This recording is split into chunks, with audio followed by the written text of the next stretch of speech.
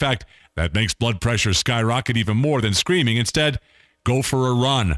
The latest coverage options are heavy duty, designed to conceal even the biggest and baddest tattoos while still looking natural. Intelligence for your life on the John Tesh Radio Show. Don't miss this stuff. Hey, Matt, I know Sunrise Automotive does auto stuff, but I need some tires for my truck. Can you recommend someone? Yes, I can. We do that. No, I mean I need them installed and balanced and all that. Yep, we do that. Well, my son needed his windows tinted. Yep, we do that. I need my seat replaced. Yep, we do that too. I need a new roof line and a new spoiler and a new Yep, trunk. we can even do that too. Okay, I get it. I suppose you can also do a radio show too, huh? Well, as a matter of fact, join me every Monday at 10 for auto repair with personal care here on The Source. Of course you do. 12 minutes before 8 o'clock. Just a beautiful looking Friday morning. Hope you have something fun planned for the weekend. We've got another opportunity for you to win tickets to the Coke 0400. We'll be doing that in just a second. 71 degrees here at the studios, broadcasting from the Paddock Mall. If you've been listening to us for the last couple of days and maybe a week already, we've been announcing that we have some tickets to the Coke 0400 that we want you to have. We don't want you to buy them from us because we want to give them to you for free. And the way we will pick who gets them is by picking a name out of the box, the big blue box that's sitting about 10 feet away from me right now, and that box has some names in it already. If your name is in it already, then you're done, because not a week from today, but next Wednesday, July 1st, at about, let's see, about 11:35, 11:40 or so, Robin probably is going to be the person who will pick the names, plural, that will be the winners of the tickets that we're going to give away for the Coke 0400. On July 5th is the race over at Daytona International Speedway. You can, of course, buy tickets over there at the Speedway online at their website, which is DaytonaInternationalSpeedway.com, or at the toll-free number 1-800-PIT-SHOP. So if your name's not in the box and you'd like to get your name in the box, I don't have questions. I keep forgetting to bring the questions in here. So rather than me ask you a question, let me just tell you this, that if you will call 732-8000, let it roll over to the answering machine, say my name, I'd like my name in the box for the Coke 0400, then tell us your name, spell it if it's one of those difficult names, that most people miss. If people misspell your name often, then please spell it for us. Make sure you give us your phone number, and we will pick a name on next Wednesday. Not one name, we'll pick several names. Each one of those people gets 2 tickets to the Daytona International Speedway. I was listening to Tom Schmitz yesterday talking about the seats. I don't know anything about the racetrack. I've never even been there. But Tom is way more into sports than I will ever be, and he was basically saying these are really good seats. He said, I think it's turn number 4 or something. Oh, so you'll amazing. be able to see the action as far as the beginning and the end of the race. I guess you can see the finish line nicely from that spot. And anyway, so it sounds like a fun time. And so this is it. You don't have to answer a question. Just 732-8000. Just say, Larry forgot his list again. He didn't ask a question again. I want my name in the box. I'm not in there yet. Here's my name. Here's my phone number. And good luck. Next Wednesday is when you'll find out if you win or not, okay? There you go. I love that. All right. I want to tell you something that I have done in my lifetime that is one of my most fond memories, and I would love for you to do it. I would love to do it again myself, as a matter of fact. When Alex, my son, was younger, he and I would go on these camping trips, and we did have a tent, but quite frequently we would opt instead to get a cabin. And the cabins that we got typically were anywhere from $20 to $30 to maybe $60 a night, depending on where the cabin was. And I'm telling you, $20 a night, not bad. I mean, camping in a tent, and I know you're going to be blown away by this, but in some of the state parks, camping was $5 a night in a tent. So $20 a night didn't seem too bad, No. But I mean, especially when you compare it to a hotel, a hotel in that same area would have been, a little bit more or a lot more in some cases. Well, anyway, that's just the money part of it. If money is not an issue, or even if it is, I think some of these are affordable. Most of these are affordable. But I just want to tell you about the places to rent a cabin. You're going to like this. Are you ready? And I've done some of these. Not all of these, but I've done some of these. I have not done Gatlinburg, although I rented a cabin not too far from Gatlinburg. I've camped at Gatlinburg. Have you? In a tent. A tent on the mountain. Gatlinburg is one of the most popular cabin rental destinations in the country. The cabins that they have in Gatlinburg, from what I read, are larger. Most of the cabins are also part of something else. Like they might be part of they might be part of a state park.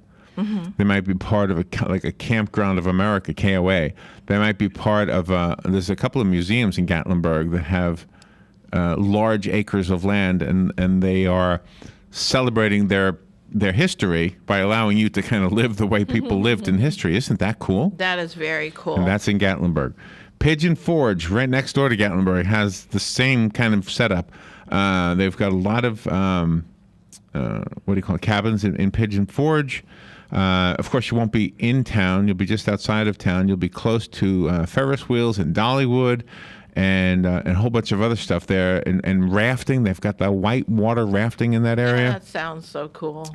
It's really, and if I could recommend anything to just have a great memory and a great time, I would say cabins. I mean, I like hotels and I like tents, but I think cabin is the nice halfway in between point. And you can get cabins with or without bathrooms in them. You know, Okay. I've never had a cabin with a bathroom in it. It's kind of part of the fun, part of the experience. If you get a cabin where you have to get out and walk across the field or the parking lot or whatever, For camping, just like tent camping. just like tent camping, you got to go find your bathroom. But anyway, and your showers, But they do have cabins with bathrooms and showers, etc. Probably more expensive. Typically they are. Yes. The Big Bear region is another place. This is about 2 hours from Los Angeles. Big Bear Lake is the main attraction for cabin renters. It's right on the lake. There are some beautiful waterfalls there. As you know, 2 hours outside of LA, there are mountains. It's kind of the mountain range that separates LA from the desert. That's cool. And a lot of hiking and horseback riding there. So those are cabin rentals. Branson, Missouri. Rent a cabin in Branson and just have a great time. Users have ranked the shows in the Ozarks as one of their favorite places to go for shows. Joe has talked about this place. I've never been. But just you think about it, get a cabin and do something fun. That would be cool. Wisconsin Dells. Robin, you probably know way more about this than I'm going to read here. Oh, Wisconsin Dells is absolutely outstanding. So they have cabins there. Say they have magic shows, water parks, theme parks. There's no shortage of excitement, it says in Wisconsin Dells for cabin vacations. No, you can take a tour of the huge river and you can see the different rock formations. One rock formation is in the shape of a grand piano. It is so cool. And then they have, Really? Yeah. And then they have an amphitheater, but that goes down the mountain sides, and the acoustics are incredible. I mean, it's all natural. Wow. You sit on the rocks that are there and stuff, and it is absolutely an amazing place to be. So there you go, Wisconsin Dells, another place to rent a cabin. Cape Cod, another place recommended for your cabin vacation. I've always wanted to go there. Me too. Cape Me too. Cod. Stay in a lighthouse. I thought that would be cool. Stay in a lighthouse. Yeah. Do they do that? I don't know, but if I ever go there, I'm going to find out. All right, Estes Park is another place recommended if you want to have a cabin vacation. This is in the Rocky Mountains. Some of the most scenic landscape in the country. Most of the activities are hiking, fishing, horseback riding, etc. A lot of them have the same kind of a list, by the way. Nice. Lake Tahoe in California, a famous ski town, but also they've got some great cabins when it's summertime. You could use the cabins in the winter also. But Nice. It's summer right now, of course. The lake itself is a great boating destination. Up in Blue Ridge, the Blue Ridge Parkway, there are a lot of different places along the Blue Ridge Parkway that have camping cabins, I should say. Wow. Hocking Hills in Ohio. Hocking. Hocking. Ugh. Yeah, really.